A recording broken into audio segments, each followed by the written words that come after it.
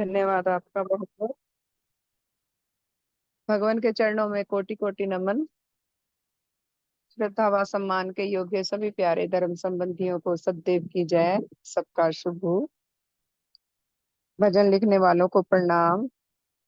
उनके हृदय के भावों को प्रणाम। उनका शुभ हो परलोक में। धर्म विकासाले का कारज अद्भुत और निराला है। भाव धर्म के जागृत करना मकसद इसका आला है। मकसद इसका आला है। रूह का रूप रोग और रक्षा इसमें दिखाया जाता है। आत्मघातक विष को छुड़ा कर सुधा पिलाया जाता है। सुधा पिलाया जाता है। इसका ये आदर्श जो हित कर है जग भर में लासानी। इसकी शिक्षा विधि अनोखी वैज्ञानिक और रूहानी। वैज्ञानिक और रूहानी। इसके उच्च मंडल में रहकर धर्म के साधन होते हैं। देव प्रभाव अमृत के छींटे हृदयों की मल धोते हैं। हृदयों की मल धोते हैं। कौन कौन से नीच राग जो पकड़ पाप करवाते हैं।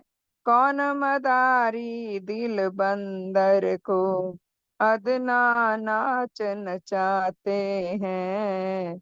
अदना नाच नचाते हैं। उनकी काली भूतनी सूरत यहाँ डराने लगती है। पर की हानि पर की निंदा यहाँ सताने लगती है। यहाँ सताने लगती है। औरों के जो माल चुराए आके याद तड़ पाते हैं। औरों को जो दुख पहुँचाए आके याद तड़ पाते हैं। हो न कफारा जब तक उनका नहीं चैन दिल पाते हैं। नहीं चैन दिल पाते हैं। सात्विक भावों के उच्च नजारे सन्मुख फिरने लगते हैं। खुद गर्जी और मान बढ़ाई नजर से गिरने लगते हैं। नजर से गिरने लगते हैं। देव गुरु भगवान का कारज सबसे श्रेष्ठ लगता है। उसमें सेवाकारी होना सौदा लाभ का जचता है। सौदा लाभ का जचता है। अनपढ़ तुच्छ शक्तियों वाले भी जो यहाँ आ जाते हैं। चंद साल में उनके मुकाबिल विद्वान शर्माते हैं। विद्वान शर्माते हैं।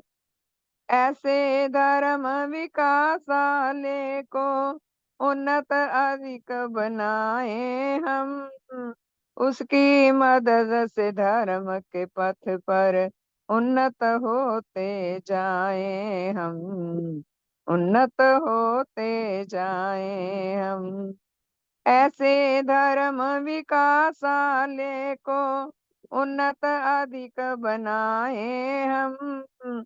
उसकी मदद से धर्म के पथ पर उन्नत होते जाए हम।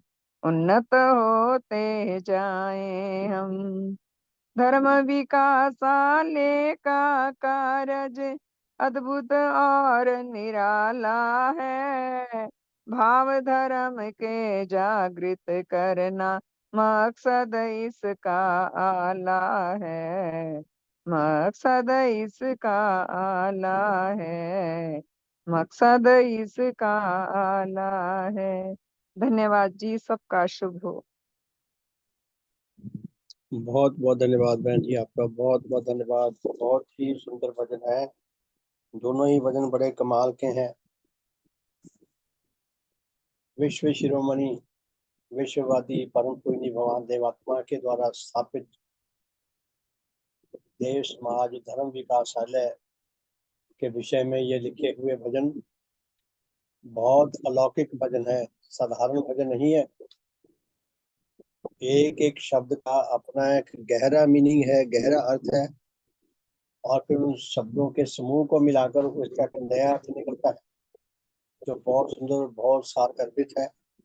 भगवान देवात्मा ने एक ऐसी जीवन पथ दर्शक पाठशाला बनाई जिसमें अधिकारी जनों को विज्ञान मूलक सत्य धर्म का ज्ञान तथा बोध प्रदान करने, उनको प्रशिक्षित करने, इस धर्म के सदमार्ग पर चलने के योग्य बनाने और भगवान की शिक्षा को वो आगे औरों तक ले जा सके, इसके लिए उनको प्रशिक्षित करके अनुभवी करने योग्य बनाना कार्य रहा है। तो हम सबका बहुत सौभाग्य है। हम इसको धर्म विकास अध्याय अपनी ओर से ही कहने लगे, हमें किसी ने अथॉरिटी नहीं दी, ये नहीं कहा कि ये धर्म विकास अध्याय। लेकिन जैसे एकलव्य के बारे में आपने सुना है ना, महाभारत में एक ऐसा पात्र है जो जंगली युवक है, जंगल में रहने वाला, जो अनपढ़, गंवार, पिछड़े हुए, जीवन निर्वाह के लिए जिनके पास इतने समुचित मात्रा में सामान नहीं थे, बहुत ही निर्जनता में जिन्होंने जीवन जिया, उस नवयुग में कहीं से ये प्रेरणा आ गई अंदर से। वो कहीं आता जाता उसने सुना होगा या देखा होगा कि हस्तिनापुर में युद्ध कौशल के प्रकांड पंडित द्रोणाचार्य हैं, तो वो बहुत अच्छी युद्ध कौशल सिखाते हैं, युद्ध विद्या सिखाते हैं। तो उसके अंदर भी प्रेरणा जागी कि मैं उनके पास जाकर मैं भी ये विद्या सीखूं। एक दिन वो हौसला करके चले गए। तो द्रोणाचार्य जी अपने शिष्यों को, जो कौरव और पांडव थे, उनको ये विद्या सिखा रहे थे। तो एकलव्य उनके पास जाकर खड़े हो गए, प्रणाम किया, पूछा भाई कौन हो। उन्होंने अपना परिचय दिया, कैसे आए हो। कहते महाराज मैं आपसे यह विद्या मैं भी सीखना चाहता हूँ। तो उन्होंने भगा दिया कि जाओ भाई, ये तुम्हारा काम नहीं है, तुम अपना दुनिया प्रस्ती का जीवन जियो, खाओ पियो, अपना साधारण अपना गुजारा तुम्हारा चलता रहे, ये बहुत बड़ी बात है, ये राजा महाराजा के काम है, तुम्हारा नहीं है। भगा दिया। बेचारा निराश हो गया लेकिन अंदर प्रेरणाएं थी, तो प्रेरणाओं से वह अपने गुरु को याद करता। शायद कभी कहीं लुक छुप के उनको देखता भी होगा कि वो उनको अपने शिष्यों को क्या सिखाते हैं, किस तरह निशाना बांधना सिखाते हैं। तो उसने जंगल में जाकर मिट्टी की मूर्ति बना ली अपने गुरु की, उनको प्रणाम किया, प्रणाम करता और उनके सामने जो कुछ उसको समझ आता वो अभ्यास करता रहता। तो इस तरह अभ्यास करते करते वो पारंगत हो गया। ये कथा हम सब जानते हैं। लेकिन हमारे भगवान, उन्होंने ऐसा विद्यालय बनाया है, वो ऐसी शिक्षा दे रहे हैं जो सारी मानवता के लिए सदा सदा के लिए, सदा सदा के लिए परमावश्यक है। ऐसा विद्यालय बनाया, ऐसी शिक्षा जो अद्वितीय है, सारा संसार जिससे वंचित है, जिस शिक्षा की सदा आवश्यकता रहेगी। हमारे भगवान अधिकारी आत्माओं को ढूंढ ढूंढ कर उन तक शिक्षा पहुंचाते हैं। लोग भगवान की शिक्षा लेना नहीं चाहते, भगवान देना चाहते हैं। कितना अंतर है दो गुरुओं में, एक ने भगा दिया और एक बुला बुला के कर लाते हैं।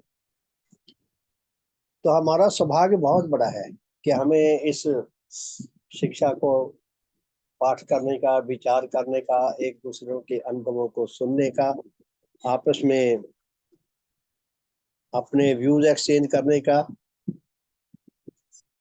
और इस तरह धर्म की शिक्षा को जानने का, समझने का, अपने जीवन में उतारने का सौभाग्य मिलता है। तो प्यारे धर्म साथियों, अभी हमने कल ही ये पुस्तक का अंतिम चैप्टर पढ़ा था, सत्य धर्म सार। आज पुनः इसको शुरू करते हैं। मैं जैसे पहले भी कह चुका हूँ, मैं अपने आप को बहुत ही सौभाग्यशाली महसूस करता हूँ। तो शायद धर्म के इतिहास में यह पहली पुस्तक है, सत्य धर्म सार, जिसके माध्यम से परलोक से परम पूजनीय भगवान देवात्मा ने अपनी धर्म शिक्षा में कुछ उसको और सुंदर ढंग से, कुछ और सरल ढंग से बनाकर पेश किया है।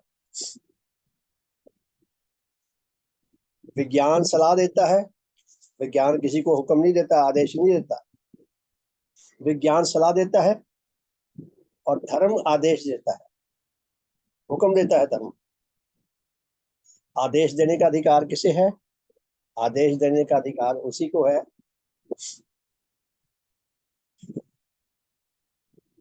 आदेश देने का अधिकार उसी को है जो ऑल माइटी हो, जो सर्वे सर्वा हो, जो हर क्षेत्र में पूर्ण योग्यता रखता हो, सबका भला चाहता हो, सबका शुभ चाहता हो। आदेश देने का अधिकार उसको है। तो हमें आदेश देने का अधिकार किसको मिला है? कौन हमें ये आदेश दे रहा है?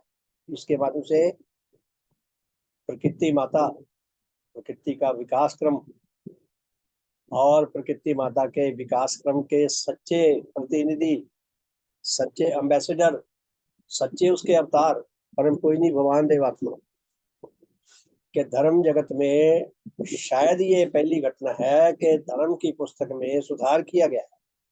नहीं तो कोई अपने धर्म की पुस्तक में एक शब्द हटाने को तैयार नहीं, काटने मारने को दौड़ते हैं। आप देखें दुनिया में जितनी जंगें चल रही हैं, जितनी मार काट हो रही है, सबसे बड़ा मुख्य कारण उनमें धर्म है। धर्म का ये काम तो नहीं है मारकाट करने का। तो मारकाट हो रही है तो इसका अर्थ ये है कि वो तथाकथित धर्म, उनकी शिक्षा में कहीं कोई लोचा है, कहीं कोई सुधार की आवश्यकता है। हजारों साल पहले जो बात कही गई वो आज भी उसी तरह शाश्वत रहे, ये कैसे हो सकता है? नेचर का जो विश्वव्यापी अटल नियम है, परिवर्तन का अटल नियम, वो तो ये प्रमाणित करता है कि हर पल पूरी नेचर बदल रही है, परिवर्तन आ रहा है। और इस नेचर में जितने भी जानदार और बेजान, सूक्ष्म से सूक्ष्म, स्थूल से स्थूल अस्तित्व है, जितनी भी जानदार और बेजान शक्तियां हैं, वो सब की सब इस विश्वव्यापी अटल नियम के अनुसार हर क्षण बदल रही हैं, परिवर्तित हो रही हैं। तो धर्मों की तथाकथित शिक्षा भी तो इसी नेचर में ही बनी है। तो ये कैसे हो सकता है कि ये सही रहे? कोई सर्वशक्तिमान नहीं है नेचर में, कोई सर्वज्ञ नहीं है, सब कुछ नहीं जानता कि पूर्ण ज्ञान उसके पास हो। कोई सर्वशक्तिमान नहीं है, कोई सर्वज्ञ नहीं है। इसलिए नेचर में जो भी कार्य होता है उसमें सदा सब सुधार की गुंजाइश बनी रहेगी। यह नेचर का शाश्वत नियम है और इस नियम के अनुसार हर पल जो हितकर परिवर्तन हो वो लाना चाहिए। आप देखें हमारे सामने कितना कुछ बदल गया, दुनिया में कितना कुछ बदल गया। हर क्षेत्र में बहुत क्रांतिकारी परिवर्तन हो रहे हैं। पुराने मकान देखे आप, 700-800 साल पहले के। तो कमरा बना हुआ है, किलों के दरवाजे देखें, बिल्कुल छोटा सा, 2-2.5 फुट का, 3 फुट का, 2-2.5-2 फुट का दरवाजा होता है, और कोई खिड़की नहीं, कोई रोशनदान नहीं। अंदर घुस जाए तो घुप अंधेरा, ना वहाँ साफ सुथरी शुद्ध हवा आती है, ना लाइट आती है, और जिसने अंदर जाना यूं झुक के अंदर जाना पड़ता। तो फिल्मों में दिखाते हैं कई बार पुराने बिल्डिंगे, पुराने घर, पुराने किले। उस वक्त ज्ञान ही नहीं था मनुष्य के रोशनदान होने चाहिए, रोशनदान जरूर होने चाहिए। आजकल रोशनदान बंद होने लग गए क्योंकि एसी आ गया। रोशनदान जो है वो अंदर की जो गर्म हवा है वो रोशनदान से बाहर जाती है, और ताजी हवा दरवाजों से, खिड़कियों से अंदर आती है। जिस कमरे में रोशनदान नहीं है उसमें नीचे नीचे तो थोड़ी सी हवा आ जाएगी, लेकिन ऊपर की हवा वैसी बासी रहेगी, दूषित हवा रहेगी। तो रोशनदान इसीलिए जरूरत है। तो उसमें तो ज्ञान नहीं था, ना किसी ने बनाया था। और अगर हजारों साल बाद ऐसे ही रहते तो ऐसे ही पिछड़े रहते। तो नेचर में विश्वव्यापी जो अटल नियम है परिवर्तन का, उसके अनुसार हर चीज में, हर पल, हर विषय में सुधार की गुंजाइश, बड़ी प्रबल गुंजाइश बनी रहती है। तो मैं अर्ज कर रहा था कि धर्म के इतिहास में शायद ये पहली घटना कि इस पुस्तक के माध्यम से धर्म की शिक्षा में परिवर्तन किया गया है। और मेरा सौभाग्य ये है कि इस शिक्षा में, इस पुस्तक में मेरे श्रद्धेय माता जी और पिताजी की छवि लगी हुई है। मुझे इसमें कुछ तुच्छ सा योगदान देने का सौभाग्य मिला है।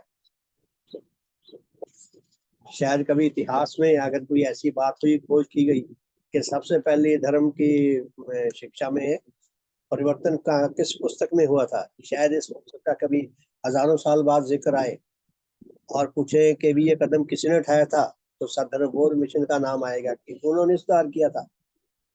और हो सकता है मुझ कुछ का, मेरे माता पिता का नाम भी आए कि किसने इसमें कुछ अपना योगदान डाला था। तो इसीलिए मैं सौभाग्यशाली मानता।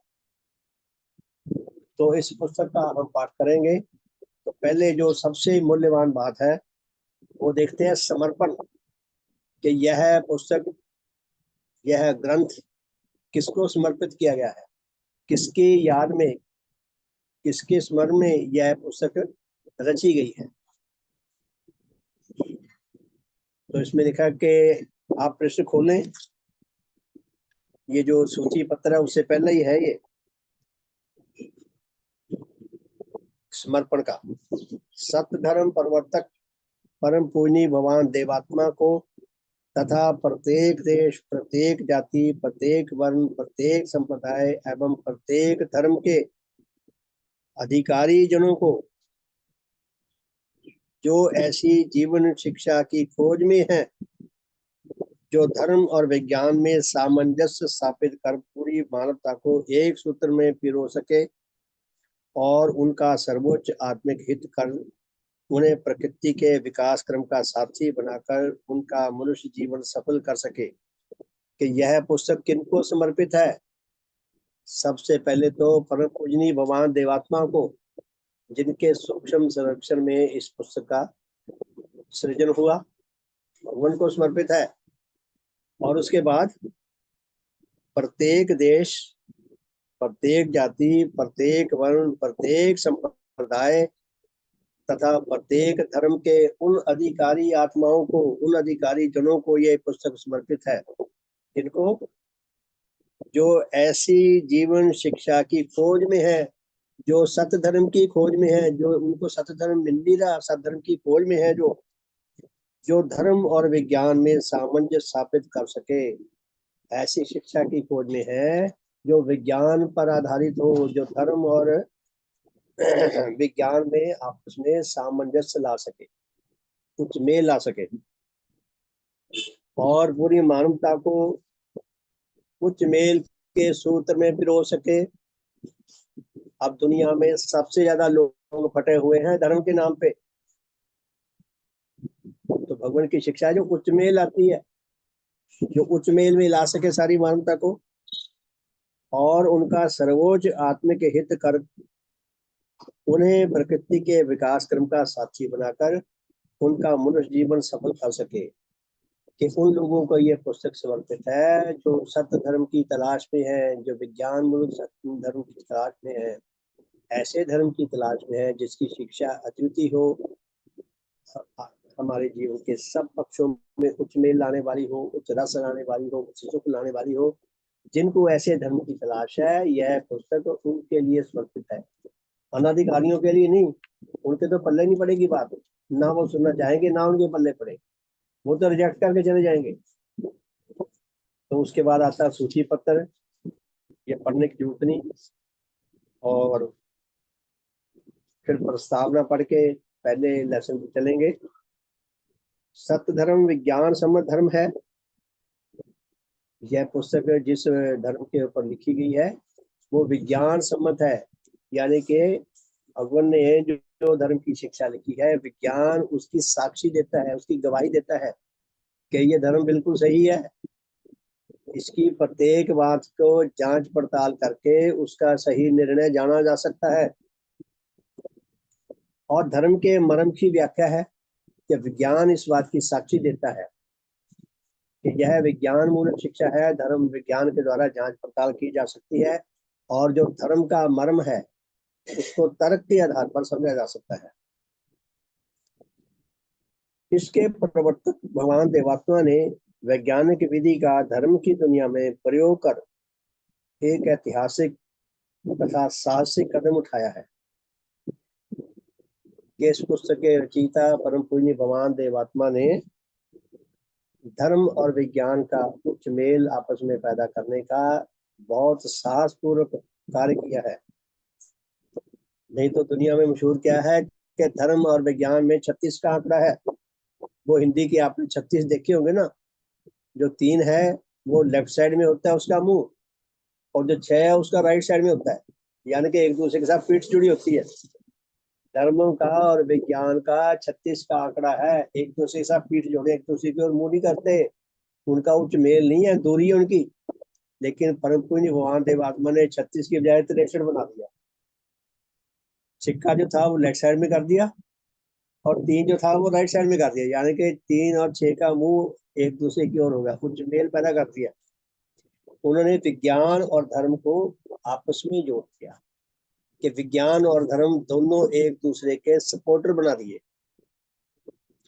प्रस्तुत पुस्तक भगवान देवात्मा द्वारा किए गए अद्वितीय तप और त्यागों के उपरांत उनके द्वारा खोजे गए सत्य धर्म के मूल सिद्धांतों का संक्षिप्त विवरण मात्र है। कि इस पुस्तक में जो कुछ भी लिखा है वो बहुत थोड़ा संक्षिप्त में, बस यूं समझो जैसे पॉकेट डायरी होती है। पॉकेट डायरी में क्या है, अगर 1000 पेज की बुक है, कोई पुस्तक है, तो 1000 पेज की बुक को 2 पेज की बना के जेब में डाल दिया। तो ये पुस्तक इस तरह है, बहुत संक्षिप्त, बहुत थोड़ा सा वर्णन है इसमें। ये हमारी पॉकेट बुक है। तो मिशन की ओर से क्या कहा गया है कि हमें पूर्ण विश्वास है, यानी कि मिशन कहता है, सदगुरु मिशन कहता है कि हमें पूर्ण विश्वास है कि जो पाठक जितनी श्रेष्ठ मानसिक तथा आत्मिक योग्यताओं से संपन्न होगा, इस पुस्तक को पढ़ने वाला जितना उसकी बुद्धि तीक्ष्ण होगी, जितना हार्दिक दृष्टि से वो श्रेष्ठ होगा, अच्छे भाव रखता होगा, अच्छी योग्यता रखता होगा, और इस पुस्तका को जितने स्वतंत्र व निष्पक्ष चिंतन के करने के भाव से पढ़ेगा और निष्पक्ष भाव से जितना इसका गहन अध्ययन करेगा, उतना ही वह सत्य धर्म की अद्वितीय शिक्षा तथा भगवान देवात्मा के अद्वितीय आविर्भाव को सराहने तथा लाभ उठाने के योग्य हो सकेगी। उसको यह शिक्षा समझ आ सकेगी, उसको अच्छी भी लगेगी, उसके जीवन में भी उतरेगी, वो बहुत लाभ उठा सकता है और भगवान को और उनकी शिक्षा को सराहने के लिए विवश हो जाए। तो प्यारे धर्म साथियों, आज पहला लेसन पढ़ते हैं। पहले लेसन से पहले ही देखिए भगवान की छवि लगी हुई है जिस पेज में। भगवान ने कितनी शानदार बात कही है, कितनी भव्य बात कही है। मैं ये पुस्तक द्वारा इसलिए शुरू की है प्यारे साथियों, ताकि मेरा इसमें थोड़ा अभ्यास हो सके। मैं चाहता हूँ इसको व्हाट्सएप पे डालना शुरू करूँ। मेरा थोड़ा सा अध्ययन हो जाएगा, अभ्यास हो जाएगा, और आपका भी, तो हमें और अच्छा लगेगा। तो टाइटल पेज ये जिसमें भगवान की फोटो छपी हुई है, इसमें रेड कलर में क्या लिखा है? किसी मनुष्य के लिए सत्य धर्म की शिक्षा को जानना, किसी की बजाय हम कह सकते हैं कि प्रत्येक मनुष्य के लिए सत्य धर्म की शिक्षा को जानना, उसको बुद्धि से अच्छी तरह समझना तथा उसके अनुसार अपने जीवन को ढालना या उस शिक्षा के अनुसार अपने जीवन को व्यतीत करना उसका परम सौभाग्य है। कि भगवान की जो अद्वितीय धर्म शिक्षा है उसको बुद्धि से समझना, हृदय से पसंद करना और उसके अनुसार जीवन व्यतीत करना परम सौभाग्य है। हम और इसको सुंदर बनाने के लिए जोड़ सकते हैं, तो उसका परम कर्तव्य भी है। नेचर ने सभी जीवों को ये अलिखित फतवा दिया है, अनरिटन ऑर्डर दिया है कि वास्तव में सचमुच में धर्म जीवनधारी बन जाओ, धर्मवान बन जाओ, नहीं तो आत्मिक मृत्यु के लिए तैयार रहो। बड़ा क्रूर फतवा है नेचर का, हमें विश्वास आए या ना आए, समझ आए या ना आए। तो यह जो शब्द है, किसी भी मनुष्य के लिए सत्य धर्म की शिक्षा को जानना और उसके अनुसार अपने जीवन को ढालना उसका परम सौभाग्य है। ये देववाणी परम पूज्य भगवान देवात्मा की लिखी हुई है। कितनी मूल्यवान वाणी है ये, कितना कितना बड़ा हमें संदेश देती है और कितना हमें ये प्रेरणा देती है। तो प्यारे धर्म साथियों, पहला अध्याय है इसका प्रकृति या नेचर। आप अपने सारे शहर में घूम ले, किसी को पकड़ ले, चाहे कोई कितने विद्वान है, कितने पढ़ा लिखा है, कितना ही संत महात्मा है, कितना ही अनुभवी है, उसको पूछे कि नेचर क्या है, कुदरत क्या है, प्रकृति क्या है, बगले झांकने लग जाता है, आए बाएं शाएं करने लग जाता है। ना तो ये स्वीकार करता है कि मुझे नहीं पता, ना वो सही बताने की दिशा में है। भगवान ने बड़ी सरल शब्दों में इतनी गूढ़ शिक्षा, इतने गूढ़ तत्वों को पुण्य भगवान ने बहुत ही सरल शब्दों में हमारे सामने प्रस्तुत करके हम पर बड़ी कृपा की है, बहुत ही ज्यादा कृपा की। यूं समझो कि मनुष्यों की बजाय भगवान ने बंदरों को पढ़ा दिया। तो पहला इसमें जो नेचर के बारे में ज्ञान है उसको देखिए, पहले पॉइंट को, ये पेज नंबर 3 पे है। भगवान फरमाते हैं कि सब प्रकार के स्थूल तथा सूक्ष्म जड़ पदार्थों तथा विविध निर्जीव एवं सजीव शक्तियों से विशिष्ट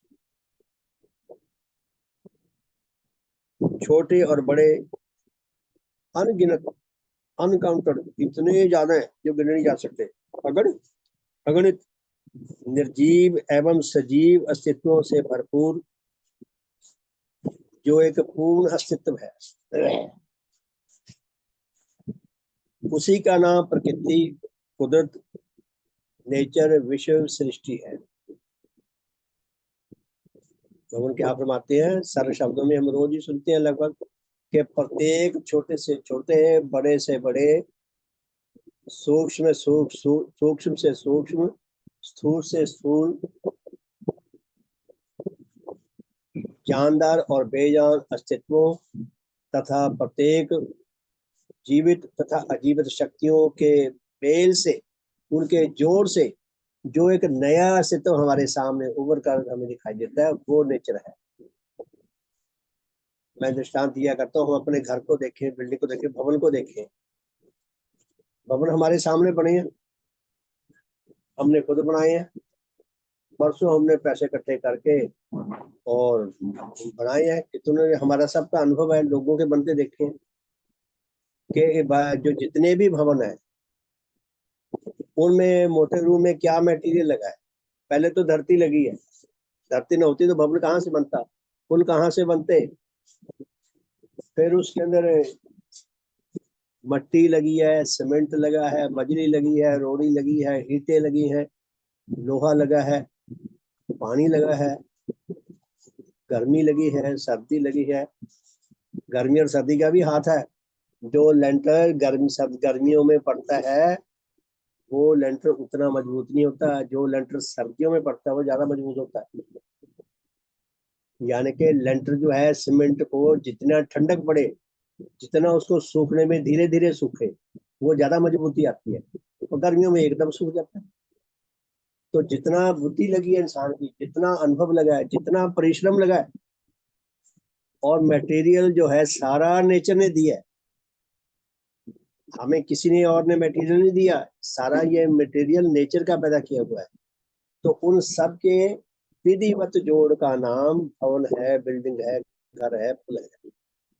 उसी तरह नेचर जो है स्थूल से स्थूल, सूक्ष्म से सूक्ष्म, प्रत्येक जीवित तथा अजीवित अस्तित्व एवं प्रत्येक जीवित तथा अजीवित शक्ति के विधिवत जोड़ का नाम नेचर है।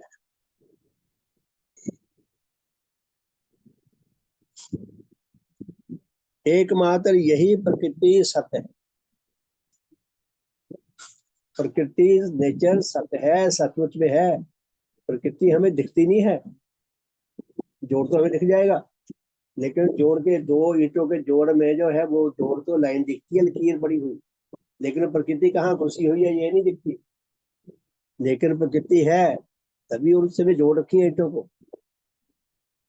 तो नेचर दिखती नहीं, इसका मतलब ये नहीं है कि काल्पनिक बात है, ये नेचर नहीं है, नेचर सचमुच में है।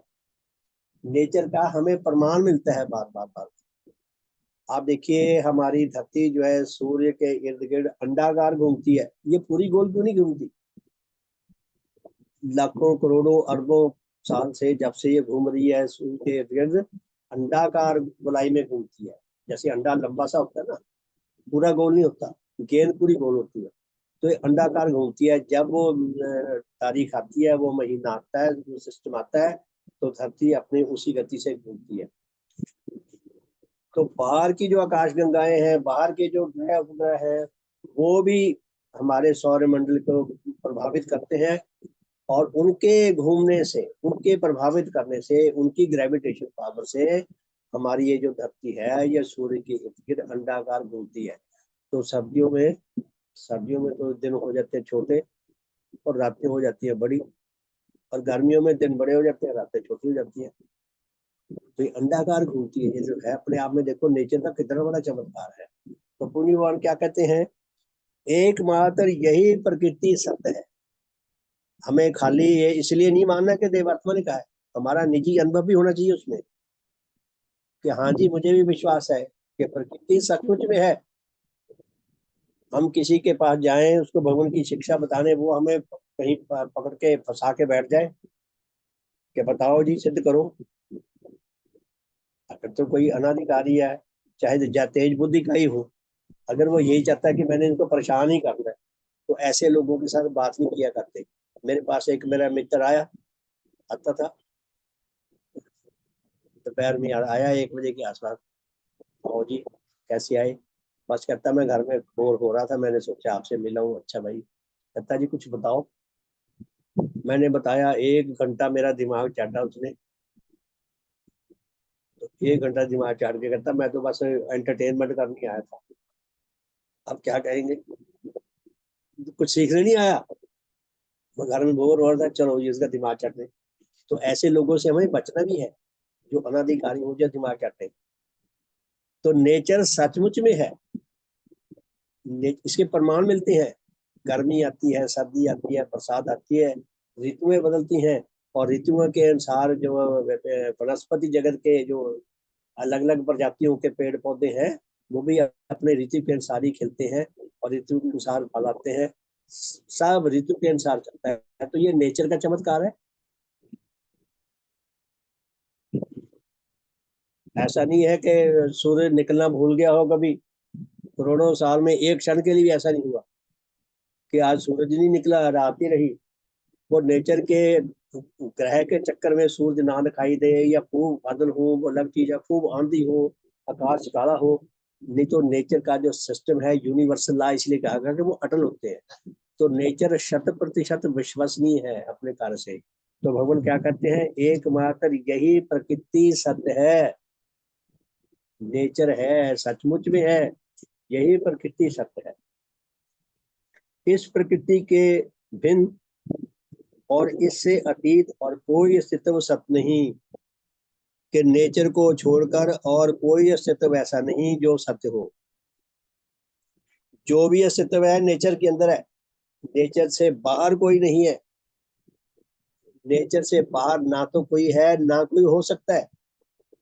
क्यों नहीं हो सकता? इसलिए कि नेचर की जो विकासकारी व्यवस्था है उसके अनुसार, नेचर के अपने विश्वव्यापी अटल नियमों के अनुसार जो भी अस्तित्व पैदा होगा वो नेचर के अंदर, नेचर के नियमों के अधीन ही होगा।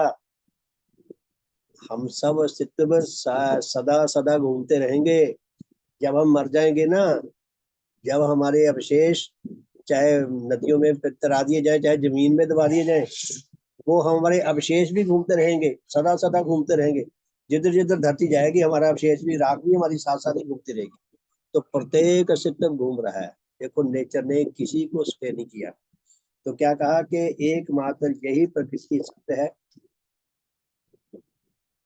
इस प्रकृति के भिन्न और इससे अतीत यानी कि इससे बाहर अन्य कोई अस्तित्व नहीं है और ना ही हो सकता है।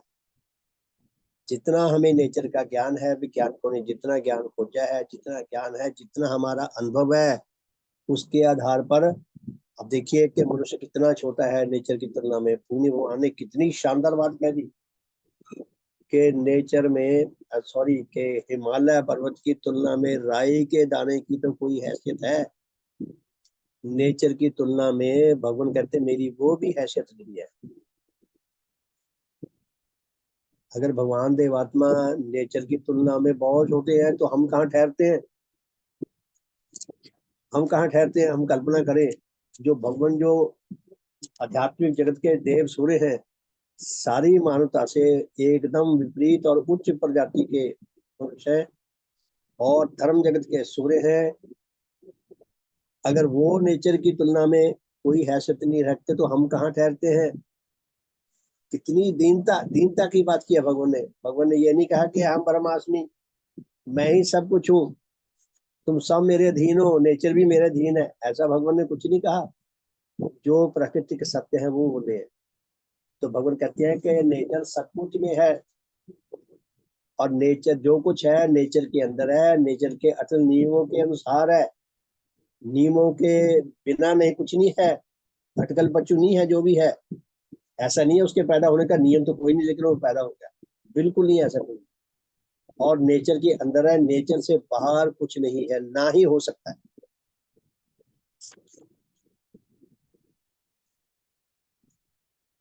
दूसरी बात,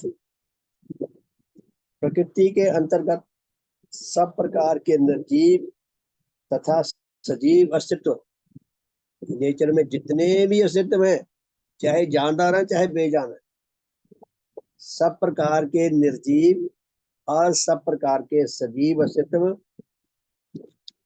दो ही प्रकार के पदार्थों से बने हैं। दो ही प्रकार के पदार्थों से बने हैं।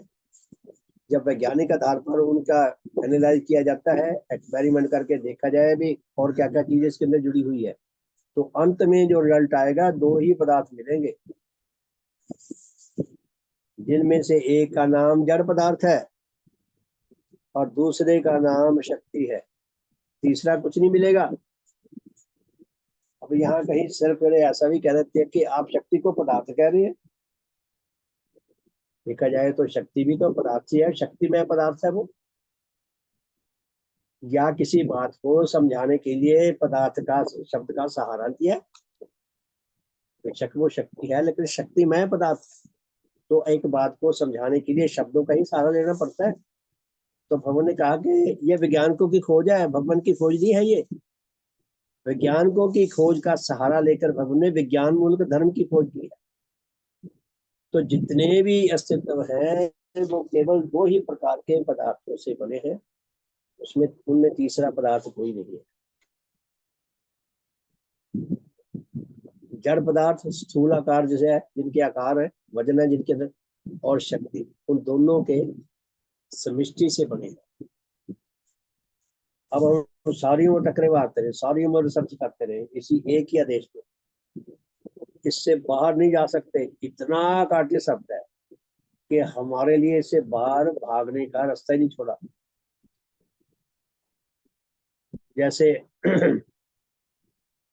हम सबसे भाग के दूर जा सकते हैं, अपने घर वालों से भी, परिवार वालों से भी, बाल बच्चों से भी, पति से भी, पत्नी से भी, पड़ोसियों से भी, शहर से भी, देश से भी, इस धरती से भी भाग के दूर जा सकते हैं, किसी और ग्रह में चले जाए या आकाश में, सबसे भाग के दूर जा सकते हैं, लेकिन नेचर से भागकर कहीं नहीं जा सकते।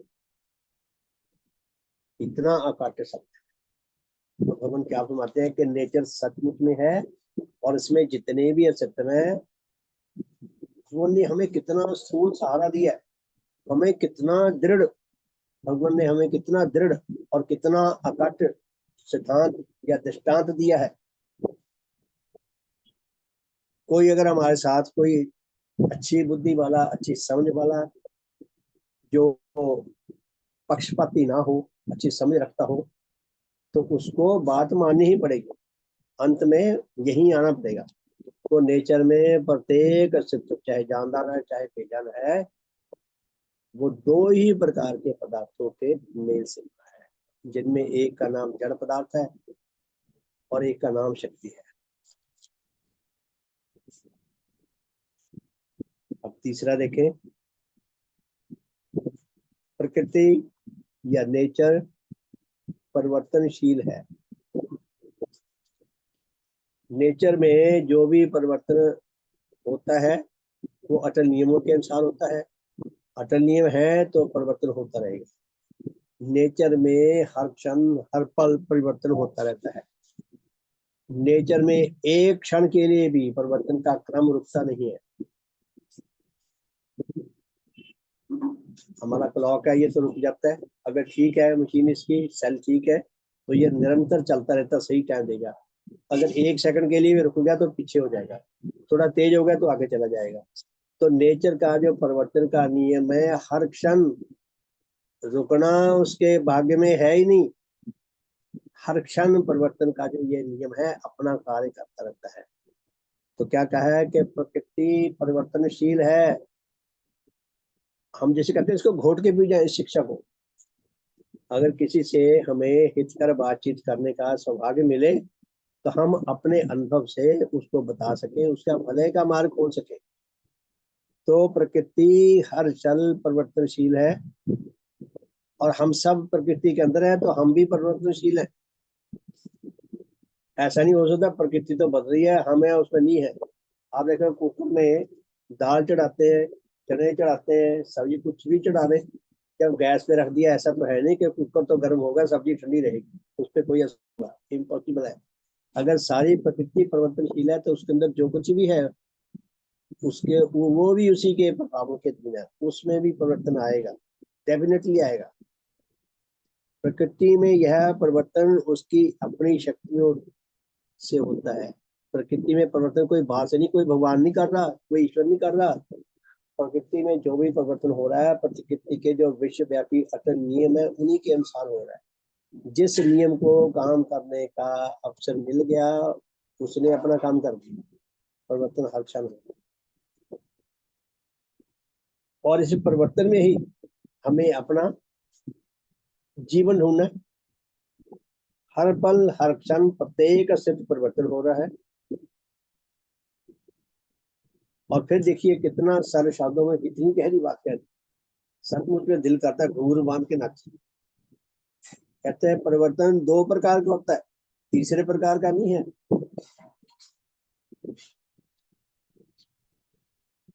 नीच और उच्च, कोई भी अस्तित्व परिवर्तन से बाहर नहीं है।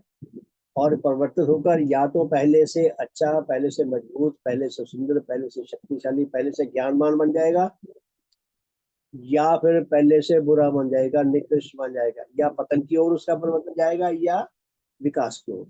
तीसरे प्रकार का परिवर्तन नहीं।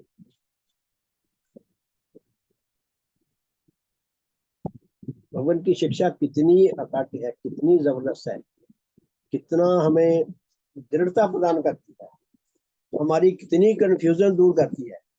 जो अभी हमने 3 नियम पढ़े हैं, हम अपनी आत्मा को इन नियमों पे रखकर देख लें तो हमें कुछ और ही नजारा नजर आएगा।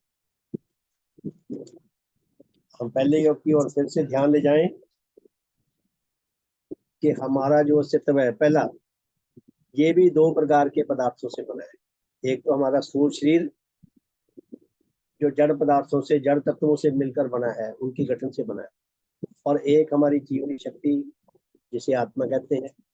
ये आत्मा जो है जीवनी शक्ति, इसके अंदर बहुत सारी शक्तियां हैं, बहुत सारी शक्तियों का एक समूह है, एक भीड़ है हमारी आत्मा। लेकिन उसकी अपनी एक गठन बन गई, उसका एक मैकेनिज्म बन गया। उसी तरह स्थूल पदार्थों का मैकेनिज्म बन गया, वो हमारा शरीर बन गया, और शक्तियों का मैकेनिज्म बन गया, वो आत्मा बन गई, और दोनों के मिलने से हमारा अस्तित्व बन गया।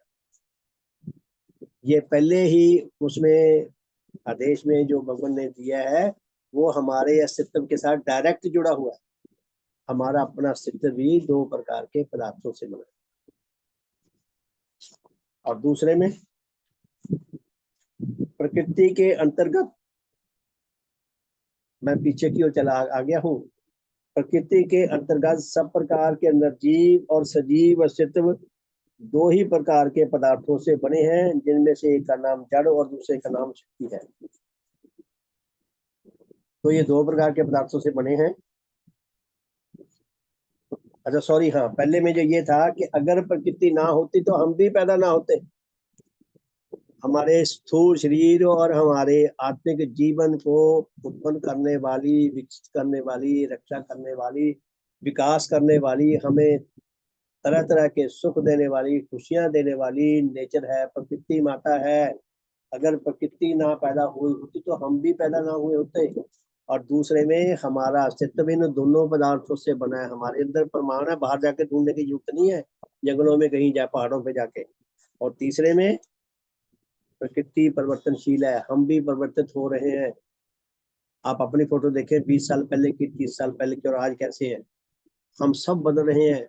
मेरे बाल सफेद हो गए, कानों से दिखना सुनना ऊंचा सुनने लग गया, आंखों से दिखना कम हो गया, और कितनी बीमारियां लगी शरीर में, शरीर वृद्ध हो गया, यादें भी भूल जाते हैं। तो ये परिवर्तित होके हम नीचे की ओर जा रहे हैं, या भगवान की शिक्षा हमें मिल रही है तो हम उच्च की ओर जा रहे हैं। जब मैं पहले आया था समाज में तो कुछ समझ नहीं आ रहा था। आज मुझे सौभाग्य मिला है सभा कराने का। तो ये तीनों जो है डायरेक्ट हमारे जीवन से जुड़े हैं।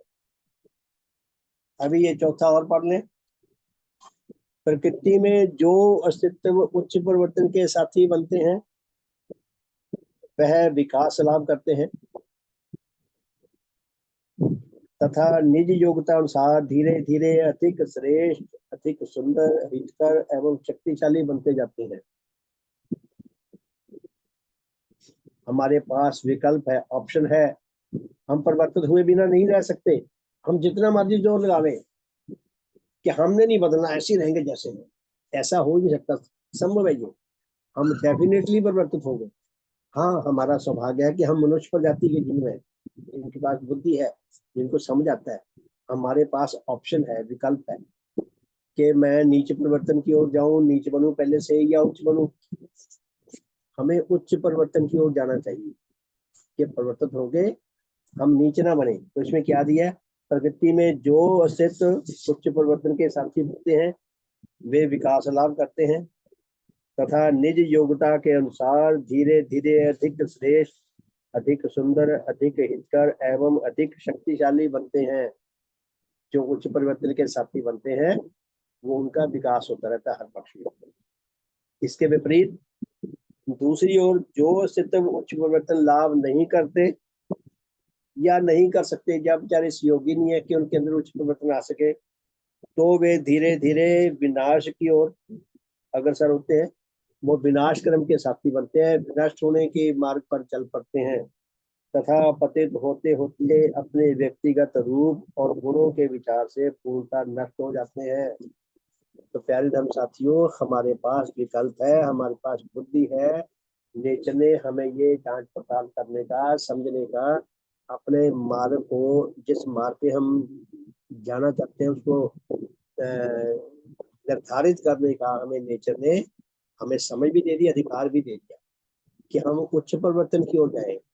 तो ये चारों बातें जो हैं, अभी अपनी 4 बातें पढ़ी हैं, डायरेक्ट हमारे जीवन से जुड़ती है। फोन है सबसे है जी, शुभो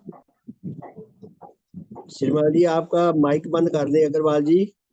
अग्रवाल जी शुभो, धन्यवाद। तो प्यारे धर्म साथियों के ये चारों नियम हमने थोड़ा इसकी जांच पड़ताल करके देखा, डायरेक्ट हमारे साथ जुड़े हुए हैं। तो धर्म क्या है? धर्म यही है कि नेचर ने, जिसने हमें जन्म दिया, नेचर को हमें जन्म देने के लिए करोड़ों वर्ष संग्राम करना पड़ा है। हमारा जन्म ऐसे नहीं हो गया।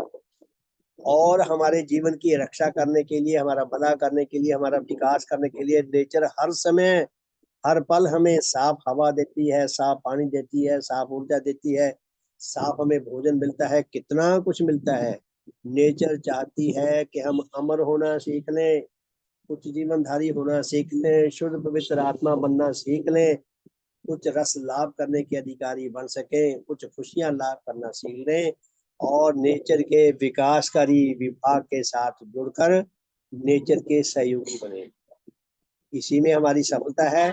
जो नेचर का सहयोगी बनता है, नेचर उसकी ऑटोमेटिकली स्वतः ही उसकी रक्षा और विकास करती रहती है। हम जीवित रहना चाहते हैं, हम खुश रहना चाहते हैं, हम अमर होना चाहते हैं, हम प्रफुल्लित रहना चाहते हैं, हम अपने जीवन से कुछ बेस्ट करना चाहते हैं, तो नेचर हमें कितना बड़ा सौभाग्य प्रदान करती है। तो प्यारे धर्म साथियों, हमारा सौभाग्य तो बहुत बड़ा है। हम अपने सौभाग्य को अधिक से अधिक सफल कर सकें, मैं सफल कर सकूं, आप सफल कर सकें, सबका शुभ हो, सबका भला हो, सबका मंगल हो, सबका कल्याण हो। तो बहुत बहुत धन्यवाद, समय हो गया है जी। तो सबका शुभ हो, सबका हित हो। तो बहुत बहुत धन्यवाद। जय ध्वनि करके आज के साधन को विराम देंगे और फिर रात को मिलेंगे 8:40 पे। तो सबका शुभ हो, बहुत बहुत धन्यवाद। उसके बाद फिर कल सुबह 5:20 पे मिलेंगे। सबका शुभ हो। भगवान देवात्मा की जय। भगवान देवात्मा की जय। भगवान देवात्मा की जय। भगवान देवात्मा की जय। सबका शुभ हो, सबका हित हो, सबका मंगल हो, सबका कल्याण हो। सबका बहुत बहुत धन्यवाद। सबका भला हो। ठीक है जी, गुड इवनिंग। तो फिर रात को मिलते हैं। सुदेश जी कुछ बोलना चाहते हैं आप? धन्यवाद कुमार जी, बहुत बहुत शुभ हुआ आपका। कितनी शुभ अच्छा बन जाते हैं, शुभ हुआ आपका, बहुत बहुत धन्यवाद। शुभ जी, शुभ हो, सबका शुभ हो। जैसी ये शिक्षा भगवान को समझाइए, हमारी कामना होनी चाहिए हमें भी वैसे समझाए। जितनी भगवान को समझाइए हमें भी, हम कामना तो करें। अब्दुल कलाम साहब जो देश के राष्ट्रपति थे, वो कहते जो ऊंचे सपने नहीं देखता। हमें चाहे समझ आए या ना आए, लेकिन हमारे अंदर से कामना होनी चाहिए। तो उन्होंने कहा था जो ऊंचे सपने नहीं था महापापी है वो। तो हमने ऊंचे सपने देखने हैं कि जैसी शिक्षा भगवान ने दी है, जैसी उनको समझाइए, हमें वो चाहते हैं भी अब हमें भी वैसे ही समझाए, तभी उसका कुछ उच्च फल निकलना शुरू होगा। तो बहुत बहुत धन्यवाद। सबका भला हो, सबका शुभ हो। तो रात को मिलते हैं जी 8:40 पे। तो ठीक है जी, फिर इजाजत दे। धन्यवाद सबका।